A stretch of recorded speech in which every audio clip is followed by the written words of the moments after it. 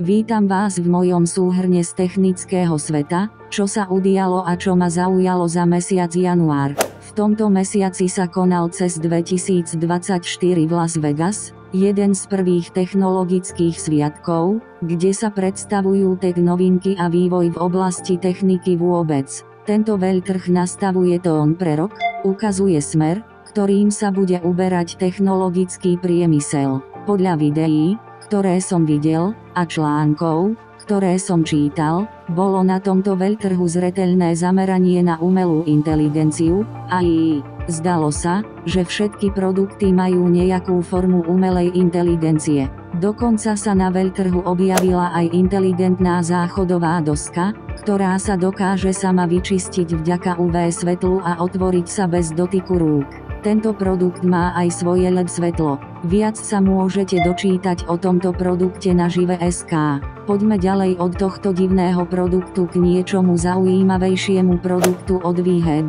Ten ukázal umelú tvár, ktorá sa dokáže s vami rozprávať. Táto tvár je vytvorená zo 4 displejov a pracuje s ChatGPT, vďaka tomu vám môže odpovedať ako normálny človek. O tomto produkte si môžete prečítať viac na novinky.cz. Na veľtrhu bola spoločnosť Aquara, ktorá predstavila svoj Hub M3, ktorý má podporu pre platformu Matter. Matter bol novým štandardom na veľtrhu, čo ma veľmi teší. Ďalej Aquara ukázala Matter kľúčky, zásuvky a Home Copilota, ktorý bude navrhovať automatizácie podľa toho, ako vašu domácnosť využívate. Copilot je založený na umelej inteligencii. Flitz predstavil svoje vylepšené tlačidlo a prisľúbil podporu pre platformu Matter. Po skončení veľtrhu CES sa konal Galaxy Unpacked, kde Samsung predstavil svoje nové vlajkové lode Galaxy S24, S24 Plus a S24 Ultra. Výbava týchto telefónov je takmer identická s minulým rokom. V modeli Ultra máme nový rovný displej a vylepšený foťák.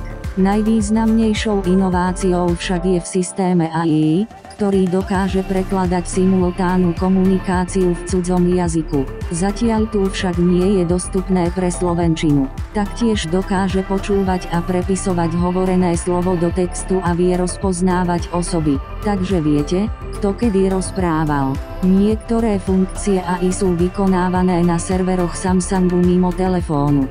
Dúfam, že vás tento formát zaujal.